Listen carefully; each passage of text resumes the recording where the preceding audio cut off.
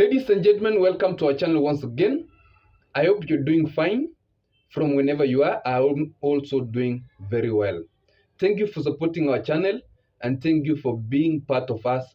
If you're watching for the first time, take a second or two, subscribe to this channel, and you can put the notification bell on.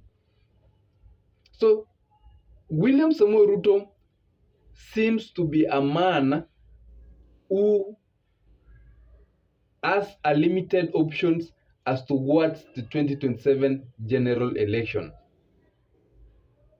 Because his support base, one of his biggest support base, seems to have gone. That is the Mount Kenya region that gave him about 49% votes of what he got in the 2022 general election. In this video, I want us to analyze or to look into what is it possible, what are the things that President Ruto can do so that he can be viable in the 2027 general election. What are his chances? What are his options? And without further ado, let's get into it.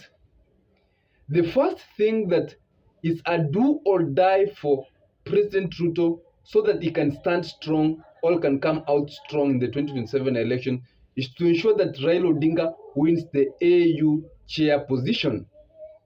If Raila Odinga wins the AU chair position, then it means that Raila Odinga has high chances of supporting William Samoei Ruto in the 2027 election, and his strong bases the Raila Odinga strongholds will feel that they deserve that Raila Odinga deserve the support is giving to William Samoei Ruto, because it's William Samoei Ruto who helped him win the AU chair position. We saw William Samoei Ruto doing a rally in Kondere in Kisumu, and we could see how the Luo nation was cheering to him. They were very happy. They were even telling him he's going for 10 years. And if Raila Odinga wins the AU chair position, then this is going to be even more. And the good thing with the Raila Odinga supporters, they listen to Raila Odinga and they trust in Raila Odinga, and a good percentage of them will do as Raila Odinga will direct them.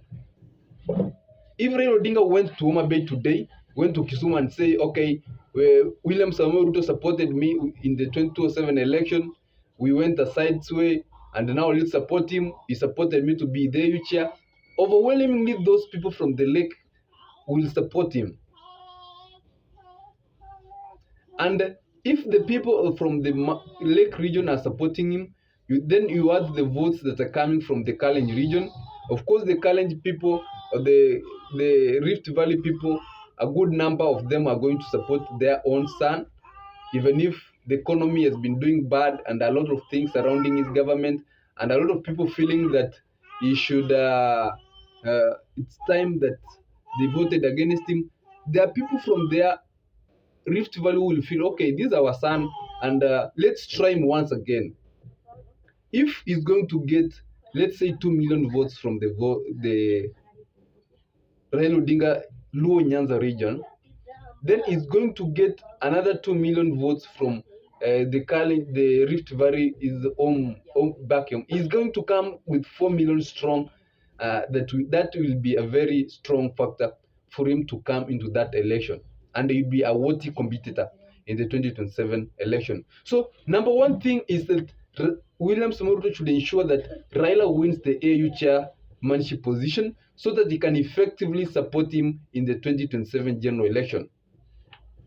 Because even if Raila Odinga loses that seat and decides to support Ruto, there are a group of Raila Odinga supporters who will feel they have been betrayed and they won't support. It has been very difficult for even them to turn out to vote for Raila Odinga. What about turning out to vote for a person who is not their own? At a time they'll be feeling, okay, he's not done enough for them.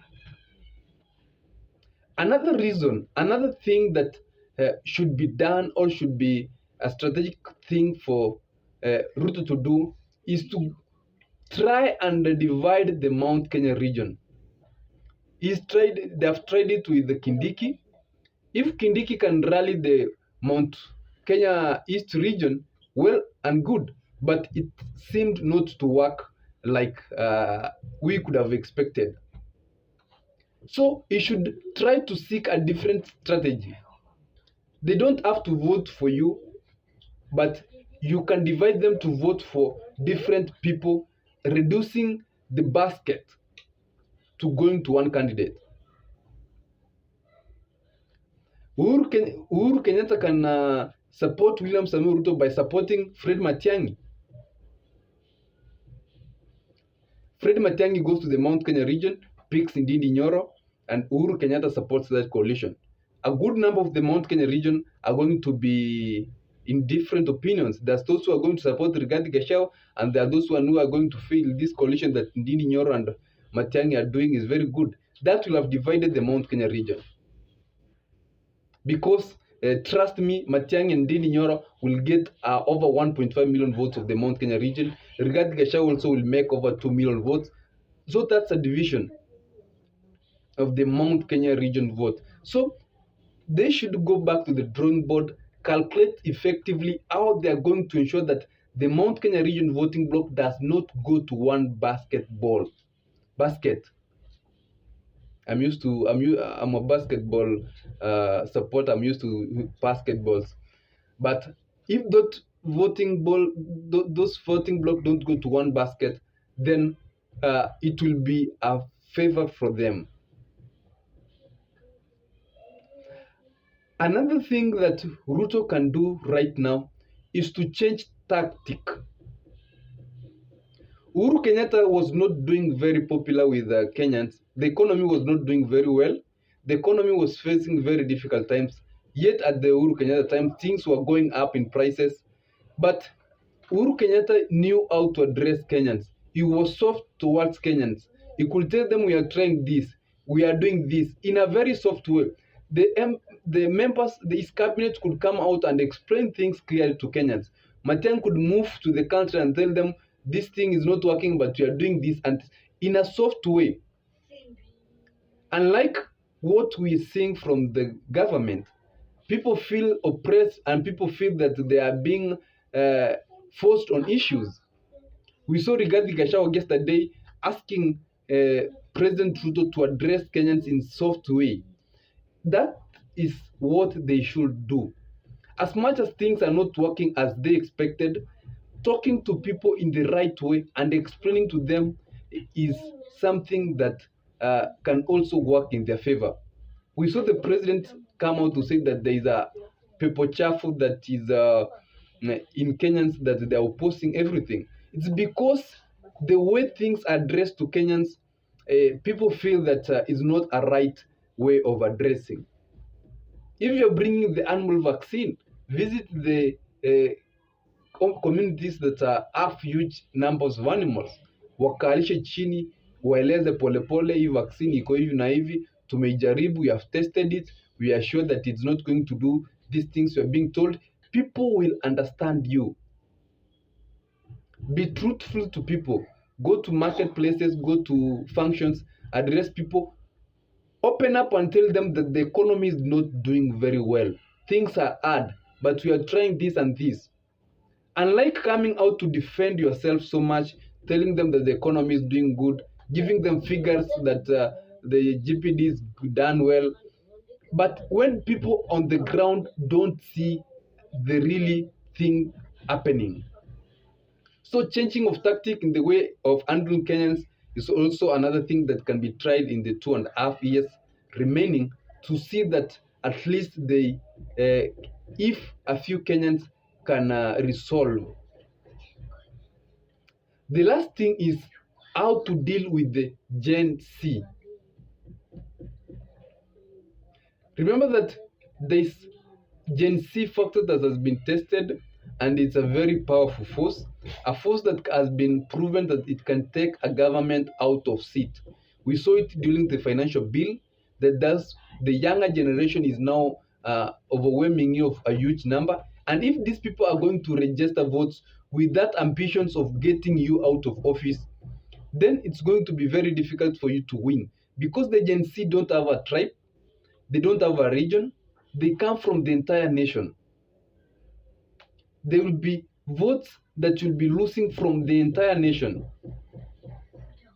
So going back to the drawing board and try to find a way to deal with the Gen Z.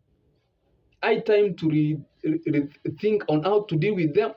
I time to go and conduct the X spaces.